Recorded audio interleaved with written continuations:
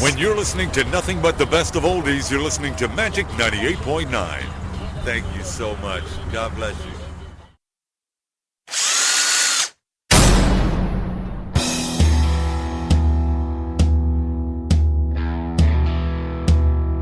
It's time for Fully Threaded Radio.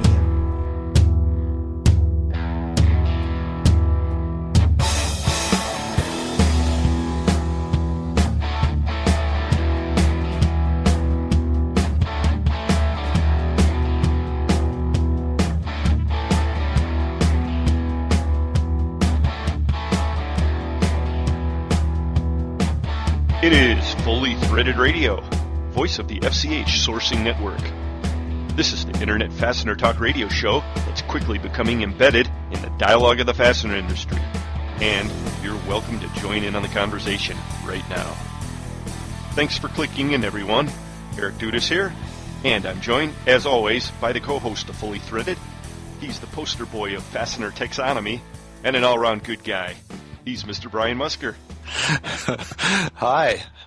I thought taxonomy only related to sort of species. Not sure about if it works with fasteners, does it? Well, this is the fastener industry, my friend, and at the rate that you're categorizing and sorting these things, I think it's a fitting label. Right. Actually, a lot more thousands today, actually. Well, they keep coming in, don't they? Yeah. Well, we'll talk a little bit about Fasteners Clearinghouse in a little bit. Somebody in the meantime emailed me after the last episode that they wanted to know, how's Jack the Fastener dog and how did he fare during your absence while you and Lynn were at Branson? Actually, you should know that very well. I think you were looking after him. And he came out of it very, very well. Well, he's a dog who likes fasteners and sweet potatoes, that's for sure. Actually, he likes a lot of vegetables, surprisingly. So don't worry, everybody. He's just fine. Thank you again for joining us, everyone. This is episode 26, and we'll be uploading to the Fully Threaded Radio website on May 26th, 2011. Today's show offers another outstanding mix of news and commentary, including our first foray into man-on-the-street style reporting, as we present a montage of interviews by our roving reporter, the lovely and talented Lynn Dempsey, recorded from the floor of the All-American Show in Branson. Next, we're joined by industry blogger, The Traveling Salesman, and he'll give us his impressions of the Branson Show, also the finale of the Columbus Show, and a review of the North Coast Fastener Association Social, which happened just last week. On our feature segment today, Bob Porteous of Porteous Fastener Company joins us to share some of the details about the Heads and Threads deal that you probably have not heard yet. We were very glad Bob could join us for this discussion, and you're not going to want to miss it. Leading all of this off, and staying focused as always on the fastener industry, we'll hear from Mike McNulty of Fastener Technology International magazine as he tackles the latest headlines with the Fastener News Report. Also, you're not going to want to miss the final segment of today's show. You know, we usually try to have a little fun to close things out, but this time we have something a little bit more unusual, and it's a proposition that stems from the Branson Show. They might need another hint. I mean, you being a fishing man, you really have to lure them in. Okay. Remember a few months ago everybody was talking about the homeless guy with the golden voice? Well, he might have turned up at the All-American Show. Really? I'm not sure if I saw him there. Well, it's possible. And we'll have more details and let Fully Threaded listeners decide for themselves during our final segment, so don't miss it. Hey, folks, we'd love to hear from you, so please email us anytime, and that's at the address ftr@fullythreaded.com. And you can also check us out on Facebook. Let us know what you're thinking that way. Check out some of our links that we post about show topics. And, of course, Twitter us. You can read our occasional posts under the Twitter handle Fully Threaded. Yeah, and if you're Twittering, then please Twitter your friends about Fully Threaded. I mean, we all are joined up in this whole thing, and so get connected. That's right. We'd appreciate it very much. If you enjoy Fully Threaded, please do share it with your friends, discuss it, tweet about it, leave messages on the Facebook page. It means a lot and helps spread the word. Yeah. So getting back to the Branson show then for a second, one of the comments you made really surprised me. Now, I wasn't down there. You headed down with Lynn, and you said that a lot of people that you talk to are familiar with fully threaded radio, but that many of them did not realize that there was a connection, that we're the guys who do Fastener's Clearinghouse also. Yeah, that's true, and it sort of surprised me, but I guess in this world nothing surprises me that much anymore. But I really did find really a lot of people who are familiar with fully threaded, but really had no idea there was actually such a place as Fastener's Clearinghouse, and that we were one and the same people. Right. So I was sort of explaining to them, well, fully threaded is what we do for fun, and Fastener's Clearinghouse is what we do for a living. Is that what you call this? Yeah, right. Well, no. I mean, we've tried to keep it largely spam-free, you know. We do have our commercial here and there, but maybe we need to get that message across stronger. I don't know. In any case, we are the people who bring you FastenersClearinghouse.com, and if you're not familiar, it's a sourcing network for the fastener industry. And you and your team can get out there on that website anytime you need to do a spot buy. You're looking for a hard-to-find fastener item. There's well over 500,000 line items by distributors all across North America. And the theory is that when you need these things, you can do a search on Fastener's Clearinghouse, locate it, and deal directly with the distributor. The flip side of that coin is if you're looking to move inventory, and there was a lot of surplus and oddballs when we first started, but it's expanded quite a bit beyond that now. But we'd be happy to try to help you move some of your inventory too. Right. You know, that all came about because some of our own members who listed stuff originally asked us the question, well, why can't we list ordinary stuff? And the answer clearly was, well, there's no reason at all. So we have a very interesting mixture of what would be ordinary so-called A and B items, and also some very unusual parts that I guess are regarded as slow-moving, but become the sort of things that people in a bind look for. Right. Well, one of the big challenges that we have, and we're actually moving on this, is segmenting that traffic, because you've got a lot of distributors that are only interested in dealing with this type of item, at least. They're only dealing with other distributors. On the other hand, some of our members are very interested in picking up end-user, OEM, manufacturer business, so we kind of support all of those streams. Well, that's true, and you know, really, there are a lot of people who use Fastener's Clearinghouse who really don't have assigned distributors and probably don't even know much about distributors. They're manufacturers, they've got a job to do, they're trying to build something, and they go looking for the fastener items to fill out their bill of materials. And the first place they go is the web. Those people can be potential customers. And, you know, if you're a distributor and you have your stuff listed with Fastener's Clearinghouse, then when it's found by these people, they add another contact distributor to their list. If you don't have the stuff listed, you'll never be found. And like I was saying a few moments ago, the big challenge is to allow those members who want to attract that type of business to allow it, and those that don't want that type of business to kind of filter it out. So as the sourcing network evolves, those are the kinds of features and functionality that we're building in. Yeah, and I'd like to just add another thing, which is that we have a setting that allows master distributors to click on a button. It makes it so that when their items are found, then a sign comes up saying that the sales are to other distributors only. Right. There's all kinds of utility built into the network, and there's probably a combination of settings that'll be perfect just for your business. Correct. And there's a great opportunity coming up for folks if they want to talk with us about that a little bit more, and that's at Fastener Tech 11, which is happening in Rosemont, Illinois, June 13th through the 15th. And we're going to be exhibiting out there. We've got a booth that's 826 this year. Right. So make sure you stop by and you can put a face to a voice. And you can get a whole bunch of my voice in real time also, because I'm doing a seminar on Tuesday, June 14th, and that's happening at 10 a.m. Right, and I hear that there's a bit of interest in that already. Yeah, they were saying some people have pre-registered, and I was glad to see that. The subject of the talk is trends in social media for fastener professionals. So I'm boning up on that subject quite a bit lately, you can imagine. Well, you already know a fair amount about it, so... Well, I pretend to, and, sometimes I actually surprise myself. I'll tell you, if you're not somebody who is using social media yet, at least knowingly or actively, it's definitely something that you're going to want to begin doing. And there's certainly no shortage of areas to discuss with this, so I think it's going to be a really, really good discussion that we have that day.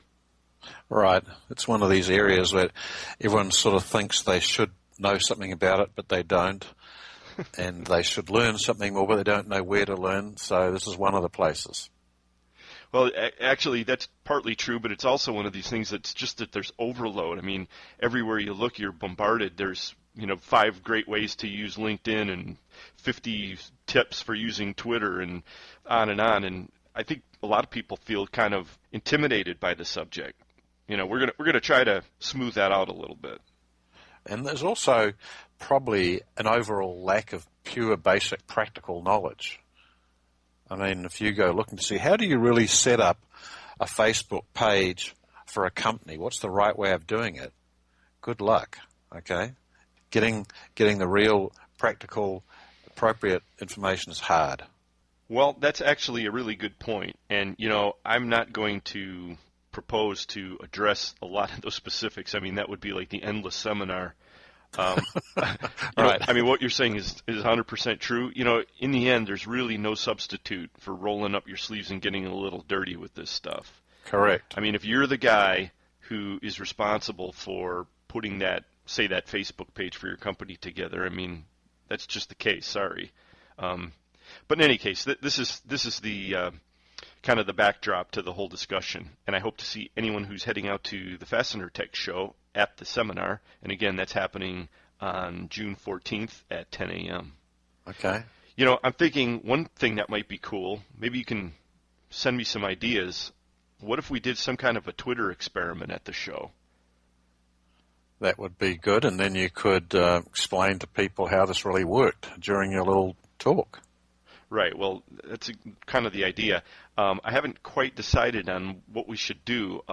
We had some fun at the Vegas show last year, the intrepid band of Twitterers out there, but it was a pretty small group. I'm hoping this year that we can expand it a little bit. Well, you'll be able to do that. You need to get on the bandwagon with Fully Threaded because a lot of that sort of came about from you and some of the interviews, actually, wasn't it? Well, yeah, that, and there was a few people who were doing things. I mean, Vicki Lester was out there, Traveling Salesman, Mike McNulty. There were a few, and there were others too. But, I'm going to see what we can come up with that and try and make a little bit of a splash out there on Twitter with this thing. Okay. I should mention, if you're a Twitter user, make sure that you're following the Fastener News Desk.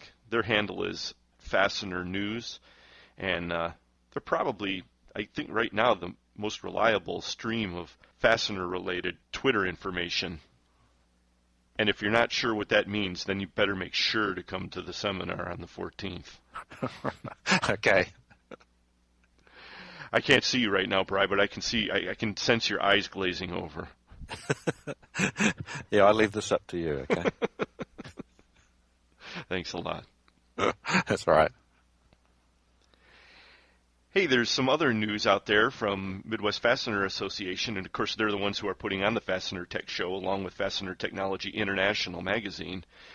The MWFA golf outing is happening on Monday, June 6th, and that's at Crest Creek Country Club in fabulous Naperville, Illinois. That's the home of the Fully Threaded Radio broadcast headquarters. Registration opens at 10 a.m., and then they're having a lunch followed by the 12 noon shotgun start. I believe I saw a note from Nancy Rich, but this was a few days back, and it was saying there are a few openings left, so it's going to be a pretty wide field this year. If you're not already signed up and you want to play, you better jump on that, and you can get contact information and details at the association website, and that's at www.mwfa.net. Yeah, and I hope they get better weather this year than last year, okay? Oh, I'm sure that's on everybody's mind this year, especially with this miserable spring we've had. Right, yeah. may not even be able to define it as spring, actually. It's just the space between winter and summer. Yeah, we're having one of those. But the good news is that Crest Creek Country Club is really a nice place. There's a great clubhouse, and I was personal friends with the chef there for a while, Chef Jeff. If you see him out there, say hello from Eric and Brian. And really a pleasant place to be. So rain or shine, I think everybody's going to have some fun. Yeah, it's a nice course, and we mentioned in the previous show we spent numerous evenings sitting out overlooking the first tee there. Those were the days. Right. Hey, one other note before we move on to the Fastener News Report. There was a post over at fastenerjournal.com. This was back from May 19th, and they were announcing the location of the after-hours meeting spot for the NIFS West show, the Vegas show. And the headline of that post is, "Looking for the After Expo crowd? Join your fastener industry friends at Dos Caminos, the official meeting place for the National Industrial Fastener and Mill Supply Expo." Right. Well, the traveling salesman will be very happy to hear about that. I know. He's always very concerned that there's a meeting spot, and he's a networking machine, and he'll be on the show a little bit later talking about some of the shows that just happened, but knowing him, he's probably gearing up already for Vegas. Yes, of course. He actually alerted us to where the so-called meeting spots were at the NIFS last year. But we couldn't find him because he was still in disguise. Yeah, but we knew he was there because the Boltmobile was parked out front. Right. I just knew he was one of the numerous people sitting there. Well, it's good to know he's out there. And another guy it's good to know that he's out there is Mike McNulty. And here he is right now with the Fastener News Report. Thanks, Eric, and greetings to all the fully threaded radio listeners out there. This is Mike McNulty with the Fastener News Report, brought to you by Fastener Technology International, your print and digital magazine for the fastener industry. Well, Eric, we are finally getting some nice spring weather, and the Cleveland Indians are still in first place in the American League Central. But here in northeastern Ohio, some of us are becoming really worried that the Miami Heat might win the NBA championship. But until that happens, I am still staying focused on the fastener industry. Okay, our lead story today is the sale of Heads and Threads. For several months now, the fate of Heads and Threads International has been unknown, but we now have closure. On May 17th, Porteous Fastener Company, also known as PFC, closed on the purchase of certain assets of Heads and Threads. PFC purchased all HTI remaining inventory, fixed assets, and its intellectual property. Barry Porteous, PFC's president, called the purchase the longest, most difficult negotiation of which he has ever been part of, but well worth it in the end. He said that this was the best possible outcome for the vendors who have not been paid since mid-December. PFC's Inventory Control Department, which is headed by Bruce Darling, analyzed HTI's 25 million pounds of inventory. Bruce said that PFC got a lot of really good stuff, but several million pounds of products are going to the scrapyard. With the deal, PFC is adding several thousand new items to its product line, including a major expansion in socket screws. Bob Porteous, Executive Vice President, said that he was excited about the addition of all the new items, especially the sockets. To handle the expansion, PFC has hired George Mraz, who was the purchasing manager for Brighton Best. Additional PFC hires included many of Heads and Threads' top inside sales and warehouse employees. Headquartered in Carson, California, Porteous Fastener Company is a master distributor of industrial and construction fasteners, and they only sell to distributors. Eric has a detailed interview on the story later on in the show. Now let's move on to our Fastener Newsmaker highlights. Batching Systems Incorporated, a supplier of packaging equipment for fasteners, has named John Starrick to the position of Vice President Business Development.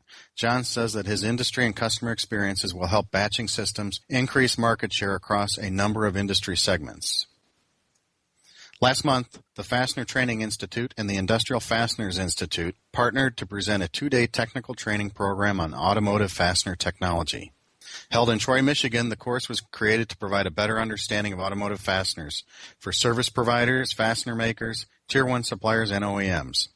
About 40 people participated in the program, which featured primary classroom instruction from Joe Greenslade of the IFI and Salim Brahimi of Ibeca Technologies, as well as tours of a heat treating facility, commercial steel treating, and a coatings and surface finishings facility, Curtis Metal Finishing. Brian Lowry of Curtis Metal hosted the plant tours and provided instruction about coatings and surface finishing. Ralph Schoberg of PCB Load and Torque covered load cell technology. Details on other classes available in 2001 can be found at fastenertraining.org. Launched as part of the series of the Fastener Fair brand, the first edition of Fastener Fair India was reported as a big success. 4,800 visitors came to the Bombay Exhibition Center in Mumbai, India, to meet with 90 suppliers of fasteners, construction fixings, fastener assembly and installation devices, as well as fastener manufacturing technology.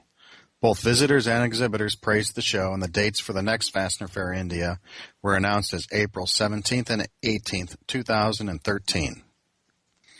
An entry at fastenerblog.net reports that the third annual North Coast Fastener Association Distributor Social, held earlier this month, was a success with about 250 people in attendance. The author of the blog, The Traveling Salesman, who will be on with Eric and Brian later on in the show, says that without question, this trade show networking event is the closest thing to the atmosphere of the second floor bar at the Hyatt, back when the Columbus Fastener Show was the only fastener show. This year's social was held at the Crowne Plaza Hotel in a suburb of Cleveland, and there were attendees from Cincinnati, Pittsburgh, Detroit, Columbus, Springfield, and several places in between. Prior to the socializing, the association organized tours of 3 companies, Care Lakeside, Brighton Best, and Erie View Plating. Early registration for Fastener Tech 11, the all-fastener industry event in the heart of the fastener industry, ends on June 3rd.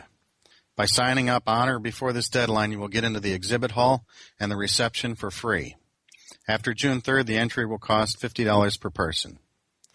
The show this year is in Rosemont again, and it features over 100 exhibitors and 8 educational events, several which are free. Also going on at the same time and location is Surfin 2011, a conference and trade show for surface finishing technology. Your Fastener Tech exhibit pass will also get you into the Surfin exhibits for free.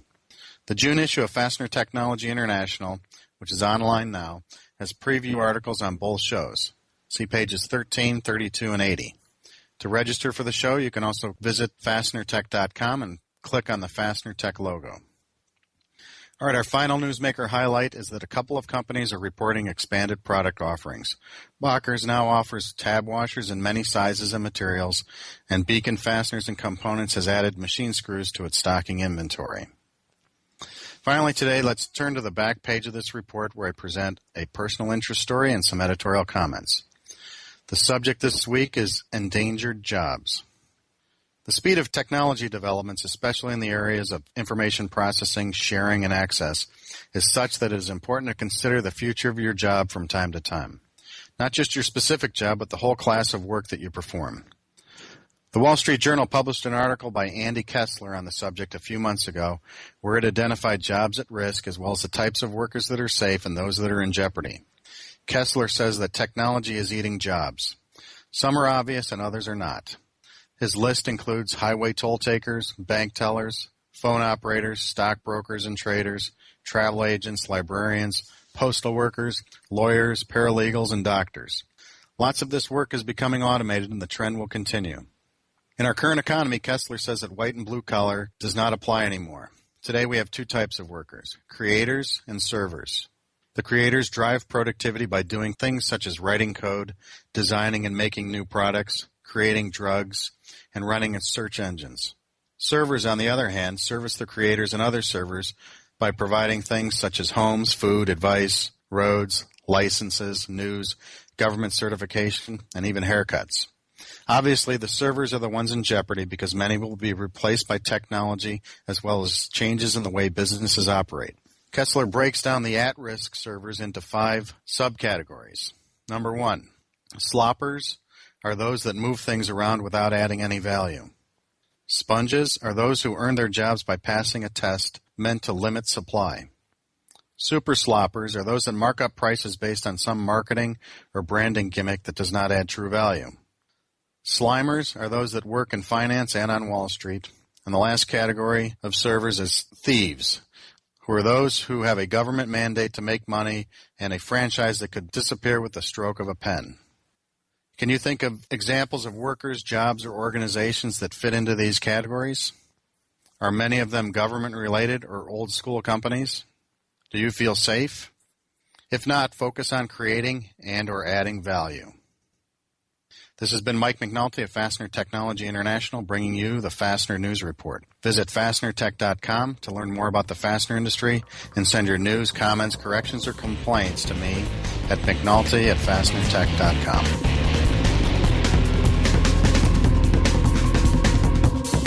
Is fully threaded. Stick around.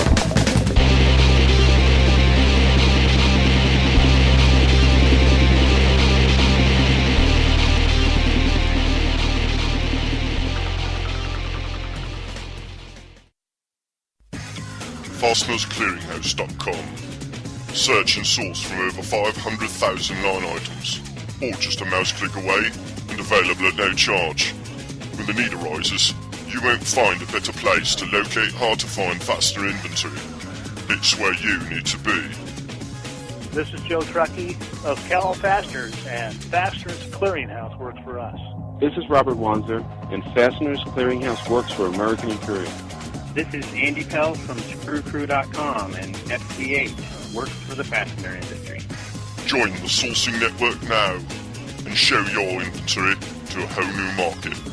Turn slow movers into cash. List up to 10,000 line items. Show them to distributors only or to the world. FastenersClearinghouse.com. It's where you need to be.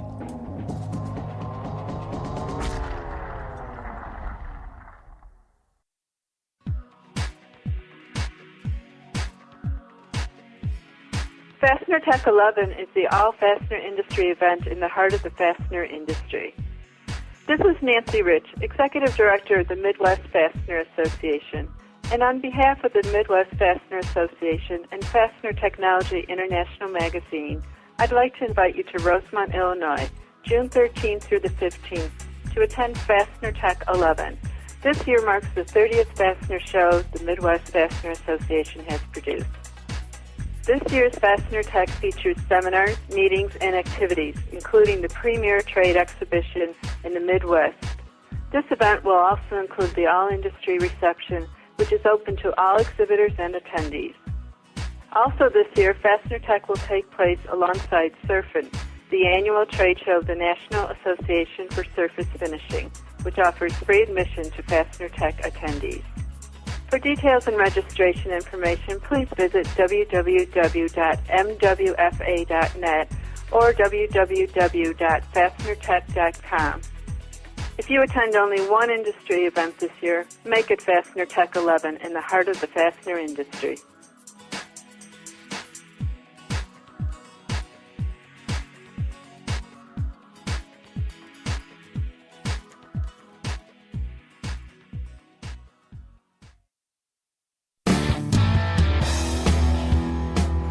Hi, this is Rich Cavoda with Metric and Multi-Standard, and you're listening to Fully Threaded Radio live from the All-American Fastener Show in Branson, Missouri.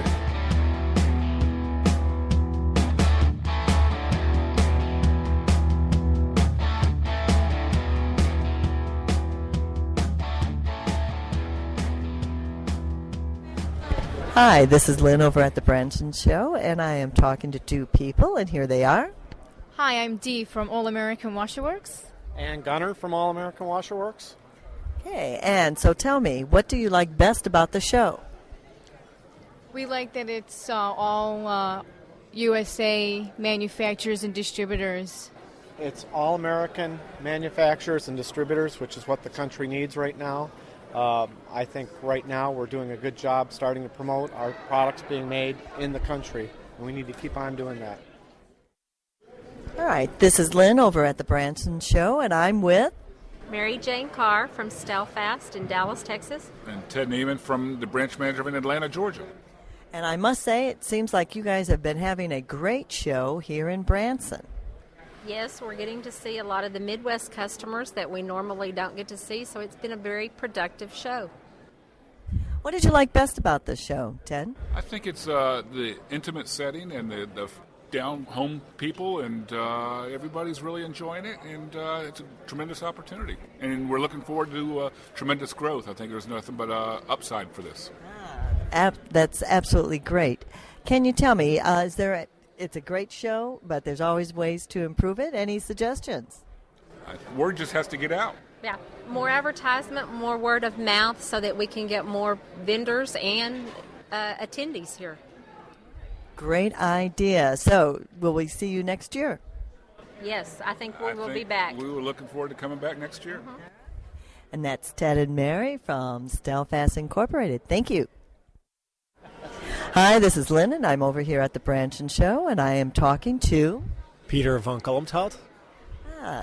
And Peter, what company are you from? A brand new company called Metric Fasteners Corporation.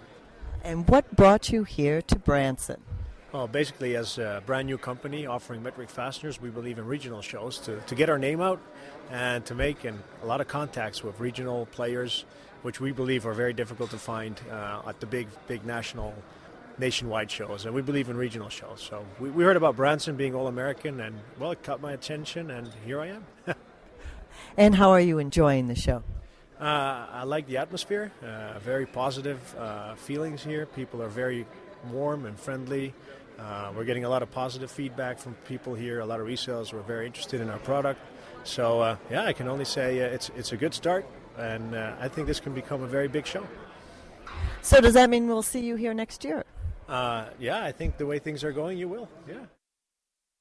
And I am talking to Andy Croft from Screws Industries. Andy, how do you like the show here in Branson? Well, I certainly like the location of the show. I think it's a great concept. I just wish we could draw some more people to it, and it would be really good. And I understand that it's the second year for the show, and of course we will take all suggestions on how to draw more people to it. Do you have any? I would think just try to get some more companies out here, more exposure, and we'll draw more people. But the concept, again, is really good, and it's a nice spot, to come. It's beautiful here. Okay, and what about next year? Do you think you'll try again?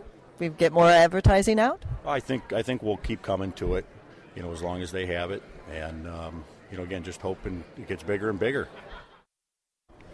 Hi, this is Lynn from Fully Threaded Radio, and I'm here at the Branson Show, and I'm with Dwayne from All Spec Sales out of Houston. Dwayne, how do you like the show this year? Great venue, great turnout from the manufacturing side. A little bit thin on the distributor base, but it's to be expected. It's only the second year. Okay, so you like the idea of meeting in the middle? It's not bad at all. Like I said, it's a beautiful location. It really is. All right, thank you very much. This is Lynn from Fully Threaded Radio, and I am with TJ Munson with International Fasteners. TJ, tell me, how do you like the show so far, or what do you like best about the show? Well, I've made a lot of great contacts here. We've actually picked up a pretty good amount of regional leads. I would say it's more of a regional show than a national one, but definitely, like I said, very good potential here. A lot of good people walking around, good business in the area still. So, what do you think we could do to get more people in, more attendees into the show?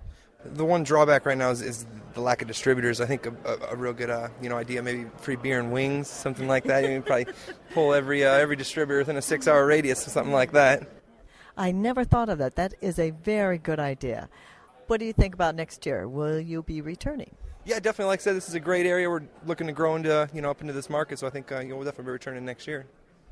And that's TJ Munson from International Fasteners Incorporated. Thank you. All right, it's the end of the Branson Show, and I'm here with Heidi. Heidi, good show, but how do you feel now? I am exhausted, but it was all worth it. I appreciate everybody that supported the show, and this is going to be the type of show that's going to support the fastener industry as well. So I think the turnout was great, and next year's going to be even better. Oh, that's fabulous. I will say, from my point of view, and just doing some of the shows, I love the venue here. I just love this room. Can you tell us how you picked it? Well, I grew up in this area. I've been coming to Branson my whole life, but the convention center and the Branson Landing is new. And in my opinion, this convention center and hotel is as nice as anywhere that I've been. So along with the beautiful scenery that we have here, it's right on the lake. We have all the restaurants and bars and shopping and all that right on the lake here. And I just think it's a beautiful place to have a show. And you're planning to have next year's, right? And the dates for next year's is? Next year we're having the show on May 17th and 18th. Same venue, same times. We're going to have the golf tournament again. I think we're going to add a educational program on one of the mornings. So I hope to see everybody back next year. And I think we doubled last year, so I hope to double this year. All right. Thank you. We had a great show. We thought it was just absolutely fabulous. So thank you for letting Fully Threaded Radio here in your venue.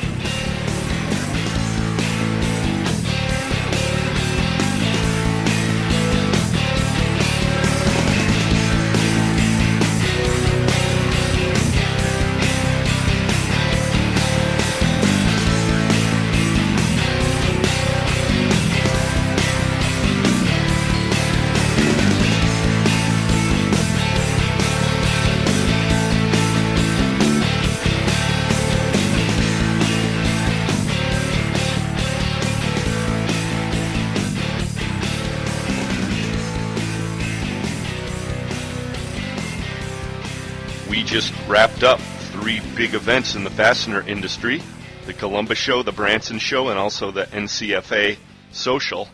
And here to discuss all of those with us is the Bruce Wayne of the fastener industry. He's a traveling salesman. Welcome back to Fully Threaded. Great, thanks for having me back. You, of course, are the proprietor of FastenerBlog.net, which is, I guess, the greatest thing we've got going here in the industry, blog-wise. And, man, you've had some great posts out there lately. Yeah, a few reactions to some of the things I've posted, so keeps it a little bit lively. So you monitor your posts pretty carefully, especially the one relating to the representatives? You're referring to the one that was talking about how the reps were not able to join the NFDA. I'm guessing that's the one you're talking about, because that had the most responses of any of them recently. Yeah, that was a pretty lively one. No, I hope it came off the right way, because I didn't suggest that the NFDA should do anything they don't want to do, any more than other organizations need to invite everybody in, because some of them make sense that they're separate. I just have heard from a lot of different regional organizations that the NFDA is trying to entice and bring everybody together, maybe do a major national trade show, and they would like the regional organizations to be part of that, with them spearheading it. And I just know from talking to so many of the regional organizations that reps have been presidents of those. They currently are presidents of some of them, and the boards are filled with manufacturers' reps.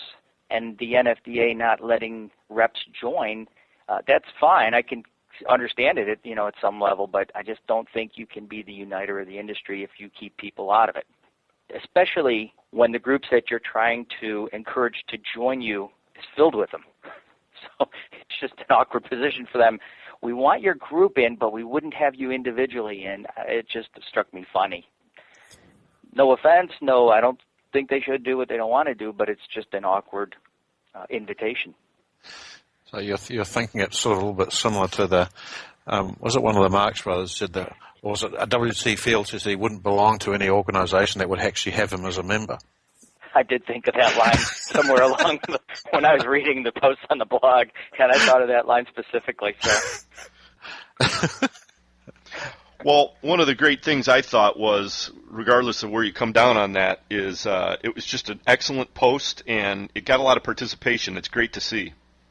Yeah, there's certain times. You know what's funny, guys? I will tell you this. I get approached all the time, numerous times, from people that say, I read that, I was going to post, but I didn't, or that they'll comment to me on a personal level, and I think it's been a couple years now since I stopped trying to encourage them to do it. on the site, because if they want to, they will. If they don't want to, that's fine too. It's don't have a gun to anybody's head. But there's a lot of people who read it. Anytime I post now, consistently there's at least like 250 to 300, 400 people that read the post because the analytics show that, and then there'll be spikes sometimes where 1,000 people will read certain subjects. So it's funny to me that it's that popular with certain subjects. Oh, I think that's exactly how the web works, though, doesn't it? I mean, it's a function of a lot of things. People tweeting it, passing it on to other people who just happen to find it. Sure. I used to get picked up by LinkedIn also, and they'd post that as a subject in LinkedIn, and then it seems that hasn't happened in recent months, and I don't even know how you begin it as a subject or who was doing it or why it stopped. But it really hasn't necessarily hurt readership. But, those things I'm sure all do affect who comes on and reads it and how many people, are tracked on the analytics. So, well, the cumulative effect of all of these cross-links and I think also the slow adoption of social media and related sites like this is kind of slowly taking hold in the industry. So hopefully you see your numbers going up there. Yeah, I just like to see more people participate because really you get a lot of interesting views, and that was really the intent from the beginning. It wasn't just for me to put what I think. I was really trying to get other people to interact, say a few things that cross their mind, and as long as that continues to happen a little bit at a time, that's good. I just think there's a whole lot more people think than they actually are willing to write down and send in.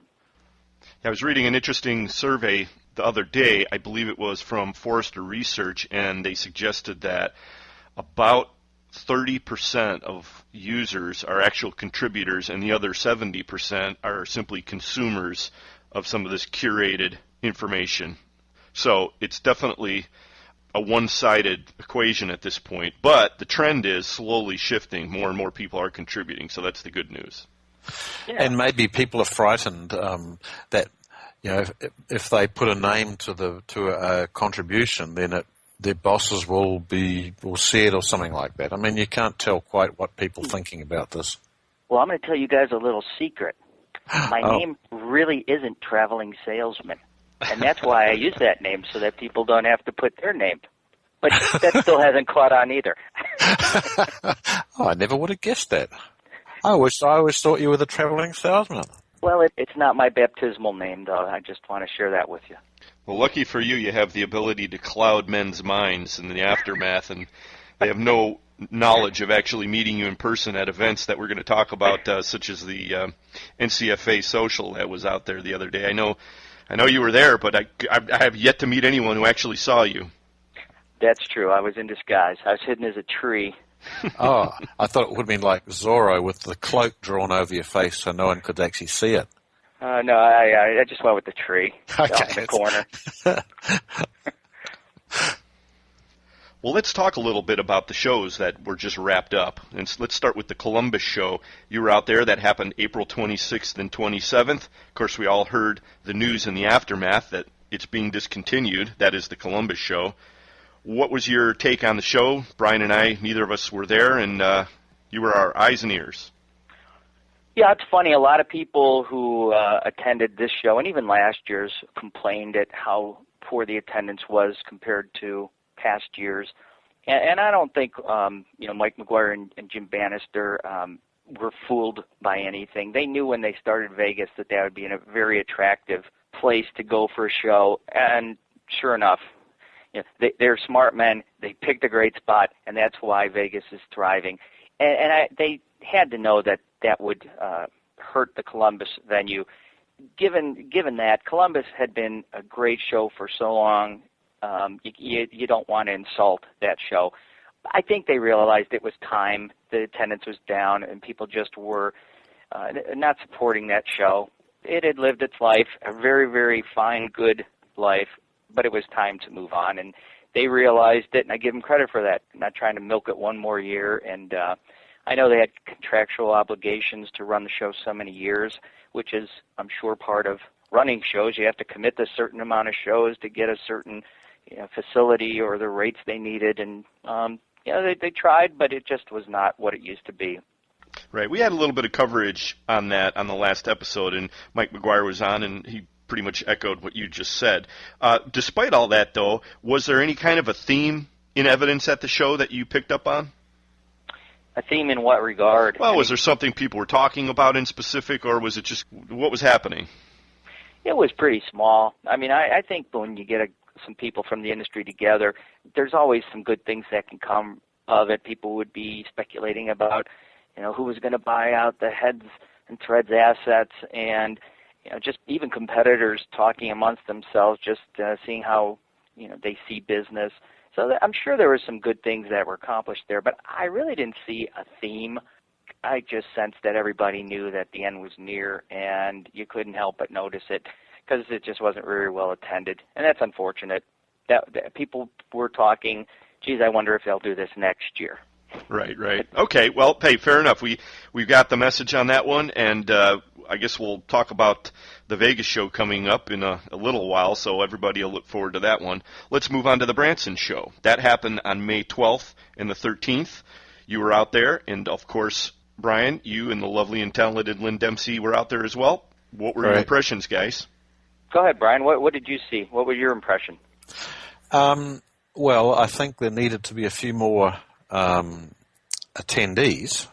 but I really like the venue. It's a sort of a nice, brightish, airy venue, and it's a little bit hard to get in and out of. Okay, it's not quite as easy as just getting in a cab and ending up in the airport, but it's a good little place to have a show. I think I actually like it, and my view was that the people I spoke to, the exhibitors, while they probably would have wanted a little more traffic, some people actually had plenty of traffic.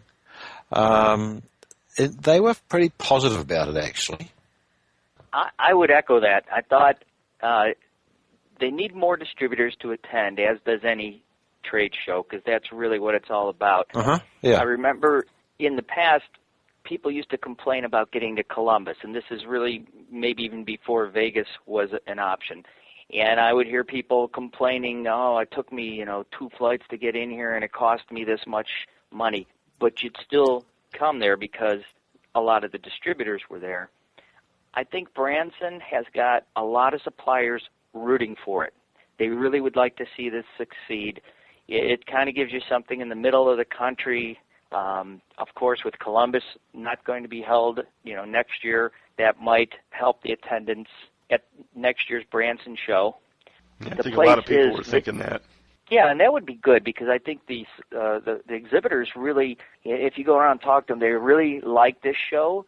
Heidi Voltrar does a tremendous job. I wrote a little bit about that. She's a great hostess for the show. She runs a very good operation. The place is very nice. It's located right down by the water. There's a promenade there. You couldn't pick a nicer spot. And the one thing it has, I think, is a big positive, much like Columbus in the day had, was, the day of the show, people stay there. There's other things to do in Branson for sure, but everybody still hung around in the same geographic area, and that's important for networking. When the show's done, you still run into a lot of people from the industry, and that helps pay for the show if you see a few more people after hours, and that absolutely is happening. The trick will be just how many distributors can they get there year after year. And if she continues to get strong exhibitors there, that might help. And she did this year, she doubled the number. If she gets more distributors, she's got a very good thing going. Yeah, and I think, and as you said, the general view was that people really wanted it to succeed because they thought the whole idea was right. Okay. Right. And the networking aspect of it is pretty critical, as you said, and that sounds like one of the strengths of the show.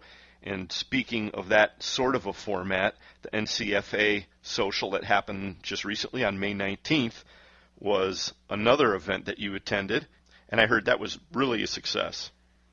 I think it really was. One of the differences about that show, the North Coast Fastener Association made as one of their aims, they wanted to try and reproduce what used to exist at the old Columbus Fastener show. At the end of the show, everybody from the show seemed to gravitate towards the second floor of the Hyatt Hotel. So, you got away from the booths and the aisles. and you crammed everybody up into one great big bar, and you could look across the room and see people that you didn't get time with during the day, or you could see two people that you wanted to introduce to each other, or you would just hang out in a casual bar atmosphere and buy your customer a drink. And that was as important to the Columbus show in the day as the aisles were. And the NCFA has tried to duplicate that atmosphere with the social. So there's one table that has literature from all the suppliers who support the show. Other than that, people are just mingling around, talking to each other. There's enough space to get away if you want to have a few minutes of a private conversation, but you're not going to be doing business there because all of your competitors are standing around, and your other, all the distributors have their competitors standing around. But it's very casual, very nice. Everybody was raving about it at the end, how much of a success it was. So I'm guessing there's no question about that show continuing on in the next year. No, this year they did something different too. They had a few tours during the day, and they toured Kerr Lakeside. Bright & Best hosted a luncheon, and then they also went to a local plater, Erie View Plating, and that attracted people from around the state who brought some of their staff in for the whole day, let them see some actual manufacturing, which Kerr does, and an actual plater. If you've never been to one, it was a nice opportunity. And Brighton's Brighton, and they're very great hosts when they have an event, and so the whole day went very well, and people stuck around for the social afterwards. So there are people from Michigan and Southern Ohio, and I saw some people from Indiana and Pennsylvania. So that again is a really good event, which might be helped again by the Columbus show not being in existence next year. Right. I think they said they got somewhere between 225, 250 people that were there for that 3-hour social. Oh, that's fairly good, isn't it? Yeah. Wow. So that's another really quite a regional thing, though, too, isn't it? I mean, does that cover people from like New Jersey and New York as well, the fastener companies there? No, there are, each area probably has their own regional organization. I know coming up in June, Fastener Tech is sort of the Midwest Fastener Association's regional show, and they'll probably get some people from other areas as well, but again, it's going to be largely those people in the Chicago area, maybe Rockford, and that whole group will be, really be the ones who attend that one. And I don't think anybody came from the East Coast to the North Coast event. But I think it's a great, that the North Coast did such a nice job. I think it could be duplicated by other organizations if they choose to do something like that. And it's free for all the distributors because it's supported by the suppliers. So it's kind of like they come to you and say, hey, why don't you it'd be like taking a company out to dinner, except you're going to see 30 of your customers instead of just one customer. Right. Okay. Well, it certainly seems like a winning formula, and we'll be watching for next year. And so also you mentioned Fastener Tech coming up, and are you going to be there? I am, and I work with a lot of people in that area, so again, these events do pay for themselves as I attend them because there's a lot of people I want to visit up in that area. And I can't help but think and mention that, still I hear the statistics, I've never verified them, but so much of the fastener industry, so much of that business still is located in the Midwest area. Not that there's not plenty other places, but still the Illinois, Indiana, Ohio, Michigan, the whole Midwest area is so much of a stronghold for the fastener industry. I think the Fastener Tech should be a very good show for that reason. Fastener Tech this year happens June 13th through the 15th. That's in Rosemont, Illinois. And I talked to Nancy Rich some time ago. She said booth sales were still pretty strong. I don't know what the exact number is. I'm guessing it's somewhere in the 90s. I think I read that too, that it was at least up in that area. And again, I've been to that show before, and I would say the same thing about Nancy. She and her group run a very good show as well. I mean, it's a nice place to attend. It's well run. It's organized, and Chicago's a great town for a lot of reasons. But they do a really good job with that show as well. Now we're actually going to have a booth there this year. We've never had one before, have we? We've been visitors in the past. That's right. We're in booth 826. Come on by the Fasteners Clearinghouse booth and say hello. Yeah, and I'll tell you where I got my Texas accent from. We will be sure to stop by. That's for sure. Right. And I'm going to be on the lookout. So what disguise are you going to be wearing for the Rosemont show? Well, I really couldn't tell you that, Brian, because then I'd be giving up my identity. So Yeah, it's kind of self-defeating. I realize you were tricking me there, but I didn't fall for it. But that's okay. I don't blame you for trying. I just thought you might have. Okay, that's good. I was just checking to see. You got to watch this guy. That's what I understand. Right. Well, traveling salesman, in the meantime, we're going to be reading your blog, and that's at fastenerblog.net. And keep up the good work. It's really been quite exciting lately. Good. And anybody who listens to your radio program, I invite to participate. You don't have to use your real name, and you don't even have to put your email address there because it'll go through without. Although I will tell you, I have to see it before it gets posted in case anybody tries to out and out lie or make stuff up that I can't verify. So I try to watch that very, very carefully, and have since began, and hopefully I'll always catch anything that doesn't seem right. So, right. Because I figure that'd be the death of that site if something gets out that is really wrong. So I'm hoping that never happens. Well, you seem to be a pretty good gatekeeper, and once again, thanks for a great job on it, and keep it up. Yeah. I appreciate it. Okay, matey. Traveling salesman, I guess we won't be seeing you at Fastener Tech, but we hope you enjoy it when you're there. Well, thank you. I'm sure I will, and I'm looking forward to it. Traveling salesman, thanks for joining us. Glad to be here. Thanks.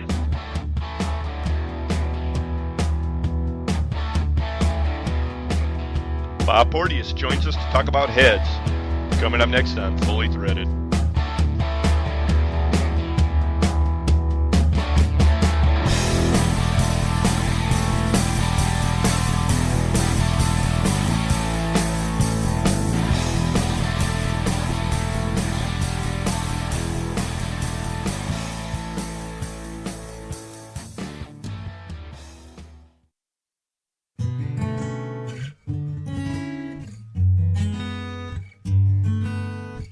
This is Tom Buddenbone. I am the membership chair for the NFDA and the partner in Technology Components Southwest.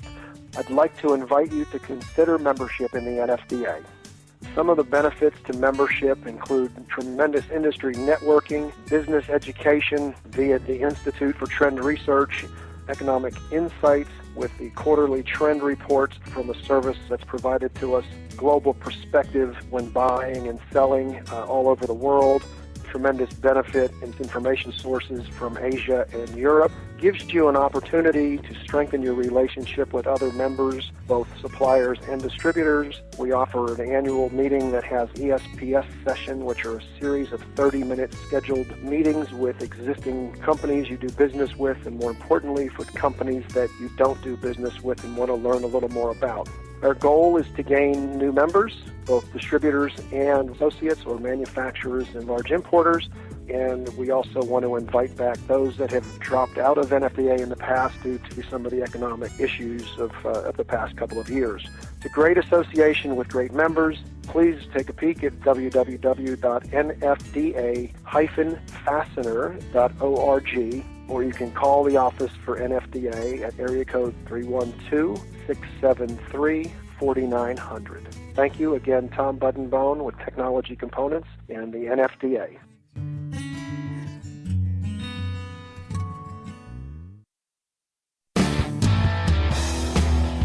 Hi, my name is Mary Ann. I'm from Distributor Link Magazine, Naples, Florida, and it's the leading publication in the fastener industry, and we listen to Fully Threaded Radio.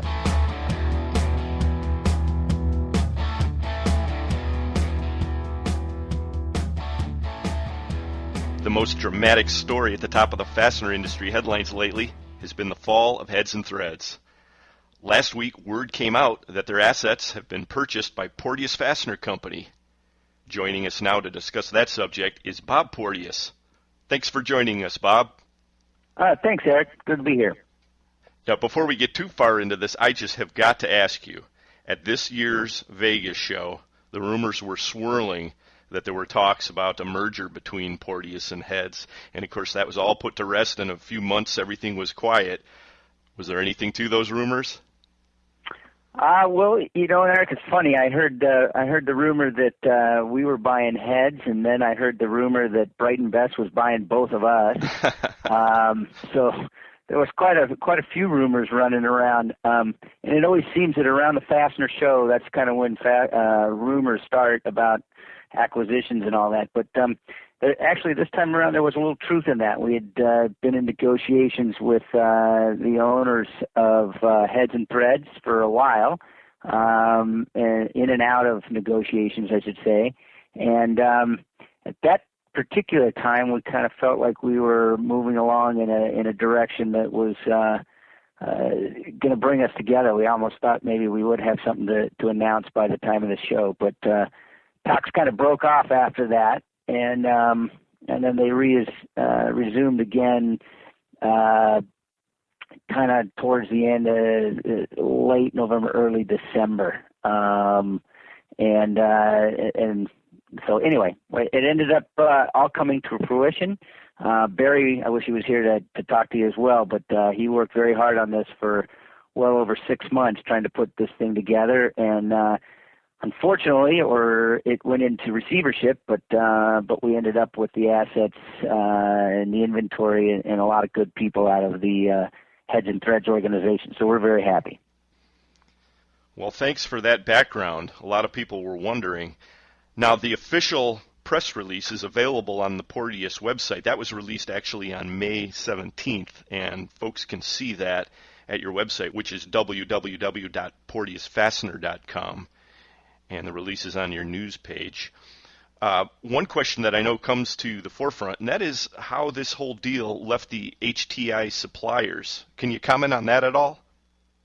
Yeah, actually, the suppliers are going to come out okay. Not as good as if we had bought the company while they were still a going concern, but the unfortunate thing is that they are going to get stuck with something. So the final numbers of they're in receivership right now. We bought only the assets, the warehouse assets, and the inventory, nothing more. And they own the receivables from the inventory during the liquidation period prior to us closing on them. So the proceeds from our purchase and the receivables have got to go and get spread amongst all the unsecured creditors. The bank is going to get out whole, obviously, and then everybody else, going from the landlords to the vendors overseas. They had some employment contracts, and then obviously just the day-to-day bills.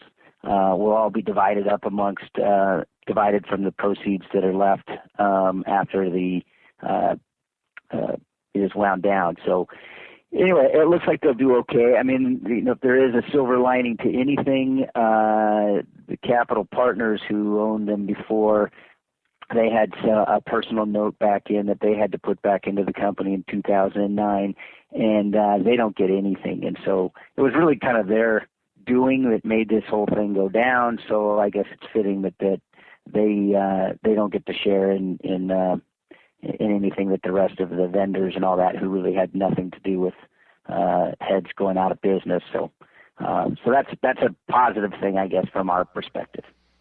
Sure. Yeah, to help those suppliers out as much as possible, that helps the whole industry.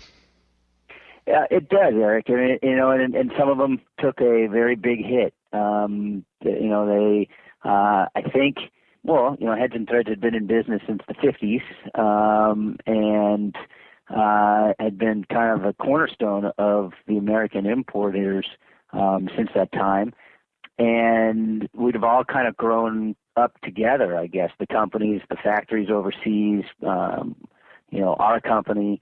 And business was done at those days on a handshake.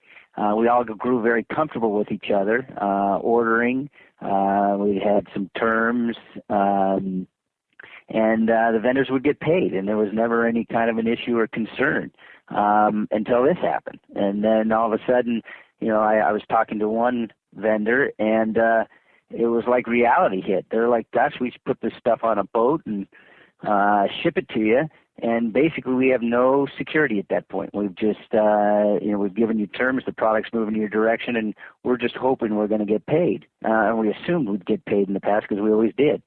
So, we had a few vendors initially kind of knee-jerk reaction, wanting to change things immediately.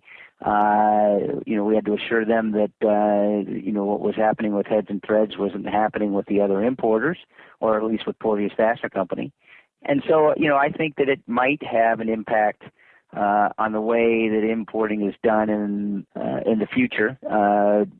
Will distributors that are trying to go overseas and buy from a factory be given the open terms and collateral that we've been given over the past 20 years, 30 years?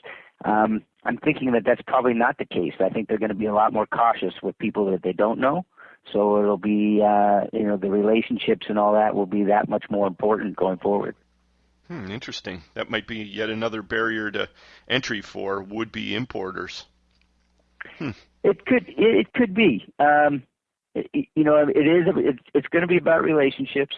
I'm not to say that it's all that way, but because of you go to the Fastener show, you do see a lot of factories over there in the Asian section, and not all of them are shipping product to the United States. They would love to, and so they might be looking for some entree into a new customer. But for those that are doing a lot of business in the United States and dealing with the importers today, and many of us buy from very similar factories, they're going to be much more cautious about opening up and doing anything with a broader customer base, I believe.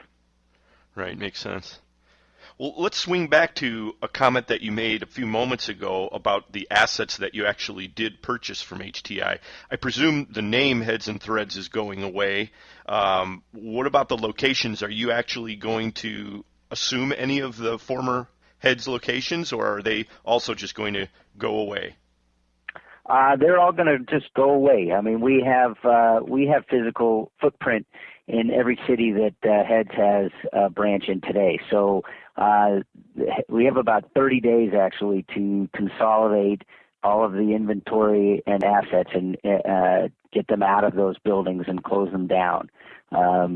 They'll still operate, but we've got to get out of the warehouses, and then that stuff, all those facilities will be turned over to the landlords again. So what Porteous Fastener Company acquired was the inventory and the warehouse assets, forklifts, racks, shrink wrappers, etc. So right now we're in the process of consolidating that inventory into our buildings. There was approximately 25 million pounds of inventory left after the liquidation process that they went through, and so that's close to 650 truckloads of material plus the assets, the racking, and all of that. So we're very busy right now. Bruce Darling was instrumental in working the files we got, and we're moving the inventory from the HTI locations to virtually every Porteous facility. Our distribution centers are going to get the bulk of the inventory, but our branches are also receiving inventory. As you can imagine, 25 million pounds is quite a bit of inventory and takes up a physical footprint that we can't just choke down in a single location. Right, I can imagine that. Now, Bruce was quoted as saying a certain percentage of that is going to be scrapped, but whatever remains, and this might be a little premature, but do you have any feel for how long you expect that to be absorbed into the pipeline?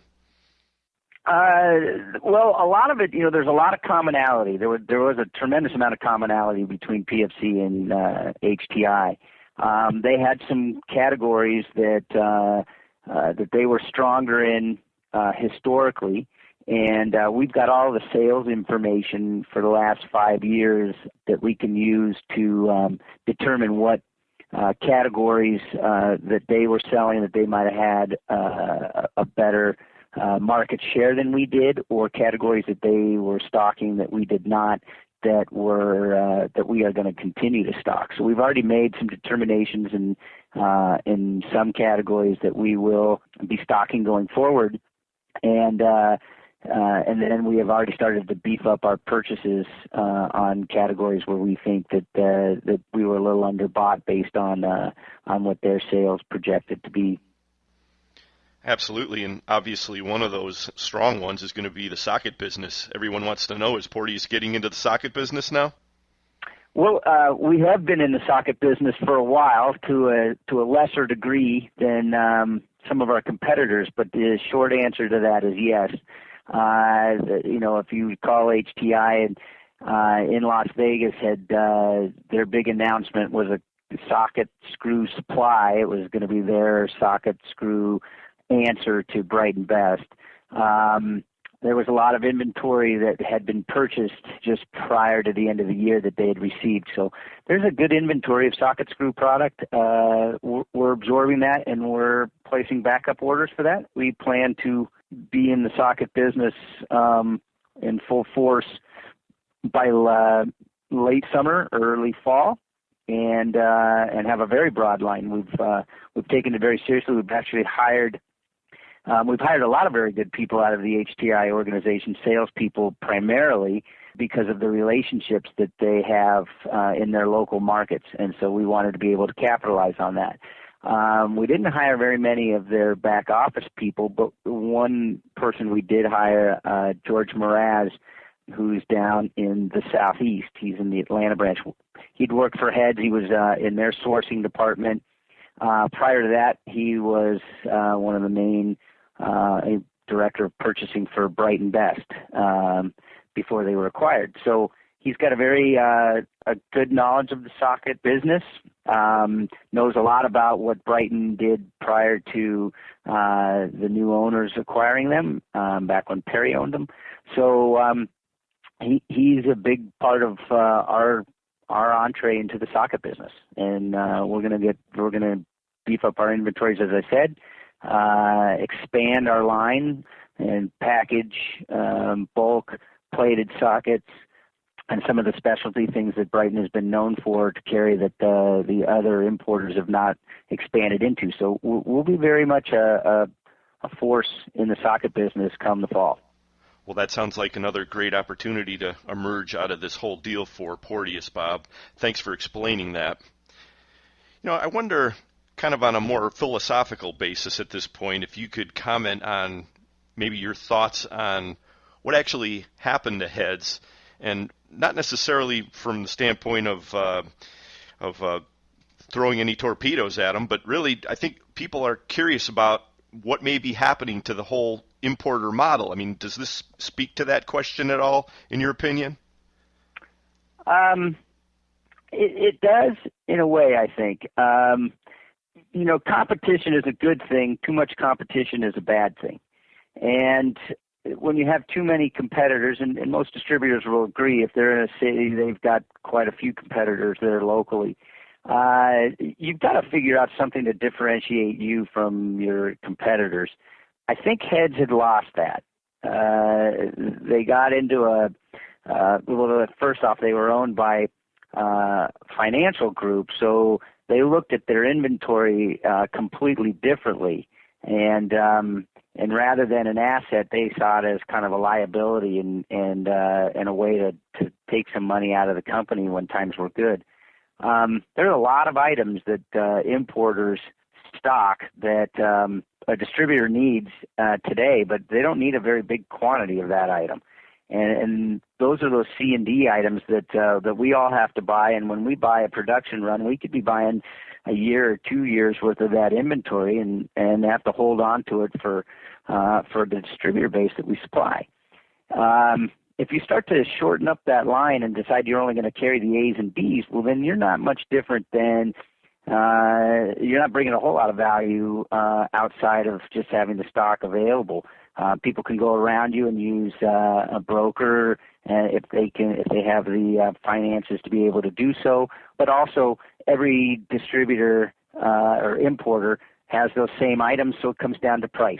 And I think that's where Heads had really kind of lost their focus At one time, they used to be one of the broadest line suppliers, and over the years, they had shrunk their footprint and also reduced their number of SKUs. So I think that they just kind of slowly managed themselves into this position. The economy obviously did not help, and so that had an impact on them as well. And I think that they just didn't find a way to manage their way out of the decline of 2009. Really, for the importers, that's when we all started to feel the big decline was in 2009. So I think that that's really what happened to Heads. That they just they lost a focus. And owner-operators are a little different than financiers. We live and breathe this, and that's what we do for a living.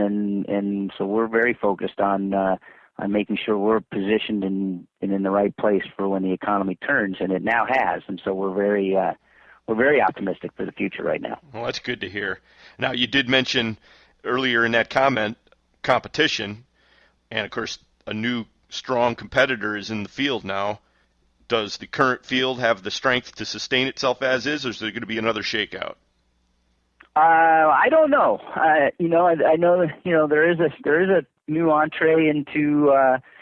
Bright and Best is not new. That's who you're referring to, and I think you are. But they're not new. They're new into lots of product categories, and they have a very defined business model. And I think that the business model works for some people, and I don't think it works for other people. So,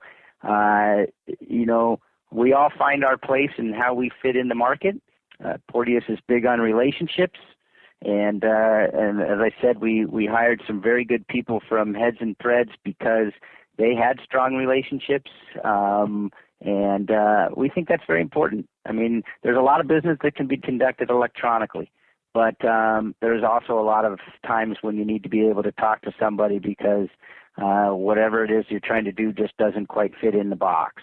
And we've always been an outside of the box kind of thinking company, and I think that we will always have a place in this market. We've got a lot of loyal customers and a lot of long relationships that matter, and so we'll be there. And I think that. From what I can see of the other importers that are still in the market, they're very strong and they've got their place as well. So I'm not sure that there's another one that will fall, not like Heads and Threads. Now that doesn't put out the possibility of further acquisitions. I think that that's probably likely. Interesting. That's a great comment that you made about the relationships, and I know there's a lot of validity to it. I hope listeners and yourself, Bob, had a chance to listen to the last episode of Fully Threaded where we had Ron Sackheim, and he made a very, very similar observation. And if there was a knock against Heads, that was definitely one of them. Hey, and speaking of relationships, there's a lot of relationships that are cemented over a good round of golf. Now, we had the results of the Mel Kirshner Memorial the other day, and Team Porteous was nowhere to be found. But I'm thinking maybe through this conversation, you guys have an out. Maybe you were preoccupied with this whole HTI thing. I don't know. How do you come down on that one, Bob? I wish I could say that we were that was the reason. I think it was maybe our golf game that day, But no, yeah, we were the defending champs, and we finished just outside the money. I think we were fourth place. Yeah, and I heard that that our team was being dragged through the mud. So we'll be back next year and ready to defend ourselves. We might have to look at bringing in some outside talent like the Truckies. They brought in a ringer, and still in school, by the way. He's not in the fastener industry, so we were kind of hoping it was a school day, and I guess he had a furlough day, so otherwise we were going to send the troon officer after him and make sure he was out there and they wouldn't have a foursome to finish with. Well, it was a scholarship event. This is very true. And I think they raised some good money for the Mel Kirshner Scholarship, and it's a lot of fun. It's a good golf tournament, a lot of fun, and hopefully next year we'll get more people to participate and raise the level of competition. That's what we need to do there. Absolutely. Well, it is a worthwhile event, and I'll be watching. We'll all be watching, and hopefully you'll get back in the money next year. All right. Sounds good. Well, hey, Bob, really, really appreciate you joining us for this episode of Fully Threaded and laying it all out there. Again, listeners can go out to the Porteous website and see the press release. That's out at www.porteousfastener.com, and that has the release from May 17th. Bob Porteous, thank you so much for joining us. Thanks, Eric. I really do appreciate it, and good to talk to you. I guess we'll see you at Fastener Tech in a few weeks. Hey, I'll be there, and we'll talk to you then. Okay.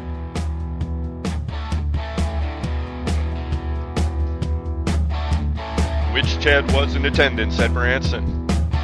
Stay tuned for today's exciting conclusion.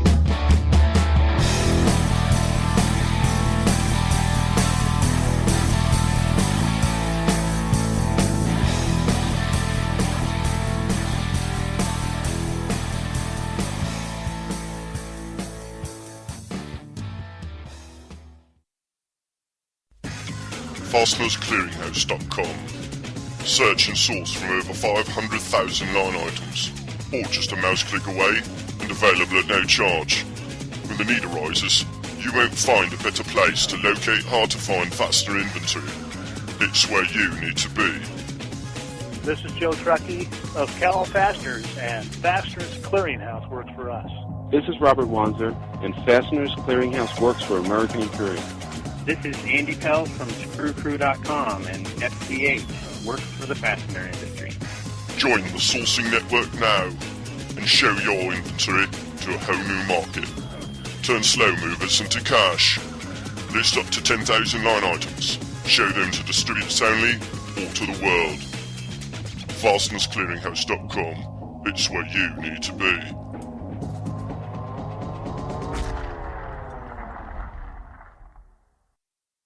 Hi, this is Hugh Hewitt for the Injured Marine Semper Fi Fund, www.semperfifund.org. Over the past 7 years, twice a year, the wonderful people who operate the Semper Fi Fund and many amazing Marines who have been the beneficiaries of the charities that have supported the Semper Fi Fund, including many thousands of individual donors, have come into my radio studio to tell their amazing stories of serving their country, of being wounded, and how the Semper Fi Fund has helped them make that transition back to recovery. Unfortunately, Bethesda and Walter Reed are full again. More and more men and women are coming back from the war injured, sometimes awfully so. We need the Semper Fi Fund to be there for these Marines and those soldiers, sailors, and airmen who served alongside of them. Please consider a gift to the Semper Fi Fund. Very low overhead, extraordinary capacity to get money where it needs to get in a hurry, and great management, including some of the senior Marines who've ever served under the flag. When you're looking for something to do that will make an impact, please check out the Semper Fi Fund. That's www.semperfifund.org, www.semperfifund.org. This is Matt Malky with Military and Commercial Fasteners Corporation, the Secure Connection, and you are listening to Fully Threaded Radio.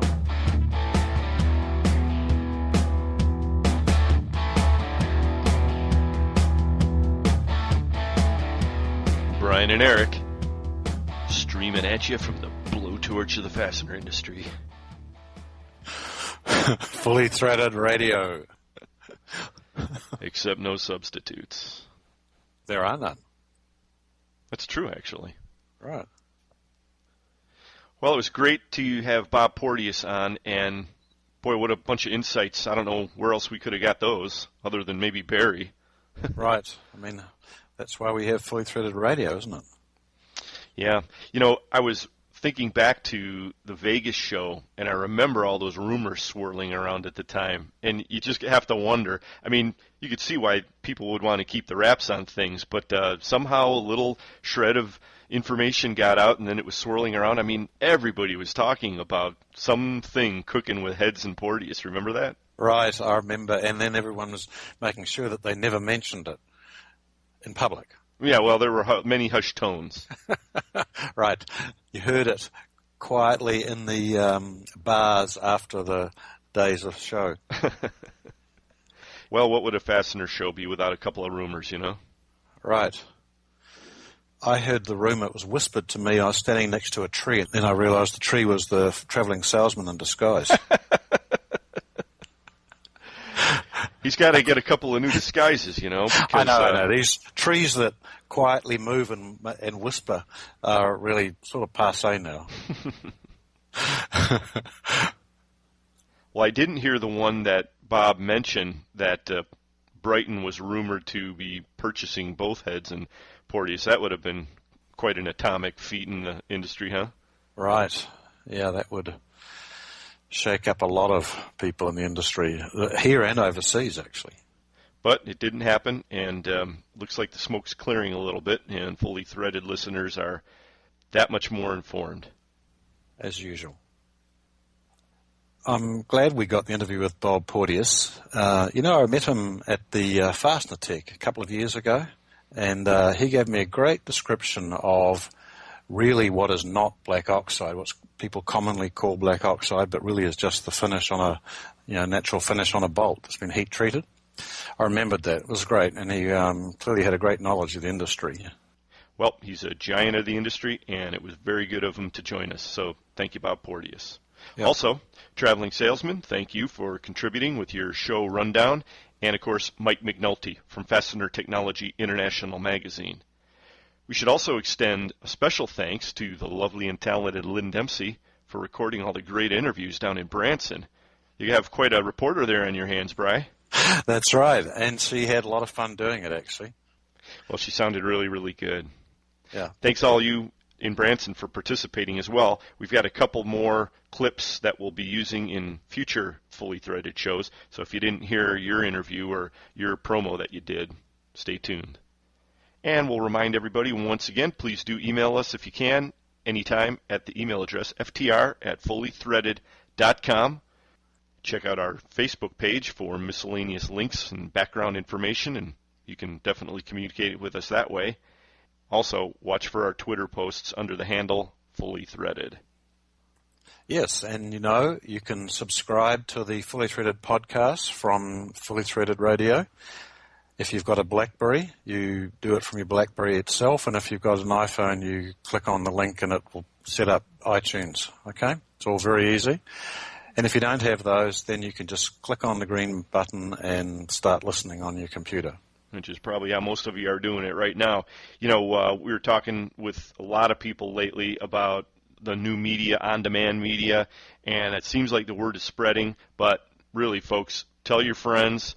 This is just a great new, well, for us, I guess it's new technology, and it's at your fingertips on demand. So make use of it and enjoy it and learn from it. That's right, all of the above. So now, why don't you tell us about this mystery from the Branson show? People have been waiting. Yes, those of you who tuned in or skipped forward just to this part of the show to hear it, why don't we get to that right now? I don't know really if it's necessarily a mystery, but let me set this up. Lynn was running around the floor at the All-American show down in Branson, and she was recording these interviews for us, and you might have heard the montage earlier in the program that we put together. So while I was editing all that down, I was listening to the voice of Ted Neiman from Stelfast.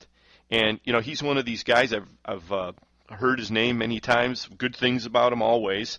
I've been in the industry about 4 years now, so I have not met him in person yet. But I heard his voice there, and I was glad that we got him on the montage. Well, as I was listening, I said to myself, this is somebody that I know, and I couldn't put the name to the face. Well, all of a sudden, it occurred to me, and now I'm wondering if we don't have a full-fledged mystery on our hands. Well, let me play. Okay. Let me play a clip that is a clip of his voice, and then I'm going to play a clip of Ted Williams, the homeless guy who was known as the man with the golden voice, who was all the buzz a couple of months ago. Yeah. Hang on, here he goes. Here's Ted Neiman. The down-home people, and everybody's really enjoying it, and it's a tremendous opportunity. And now here's Ted Williams. The voice just became something of a development over years, and I went to school for it. Wow. You actually picked that up pretty well. You see what I mean? Yeah. Let's hear another one. Okay, here's Ted Neiman again. The down-home people, and everybody's really enjoying it, and it's a tremendous opportunity. Now here's Ted Williams. And don't forget, tomorrow morning is your chance to win a pair of tickets to see this man live in concert.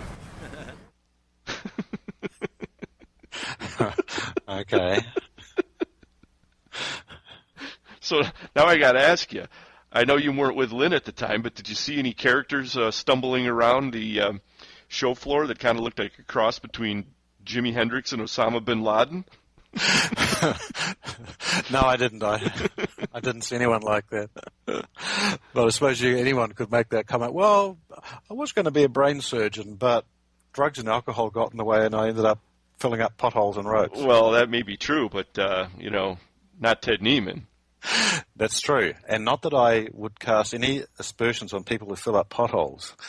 In Chicago, where roads are defined as little bits of pavement joining potholes, we rely on those people. Well, that's true, but it definitely made me smile when I put that together, and I hope you get a kick out of it too.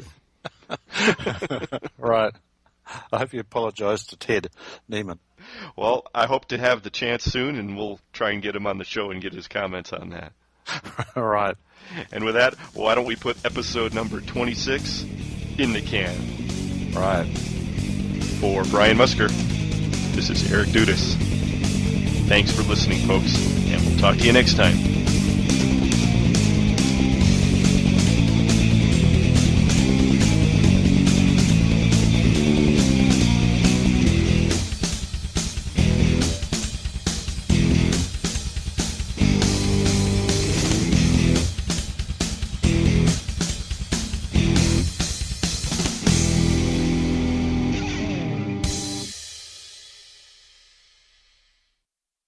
Fully Threaded Radio is a production of Fastener's Clearinghouse. Music provided by Audionautics.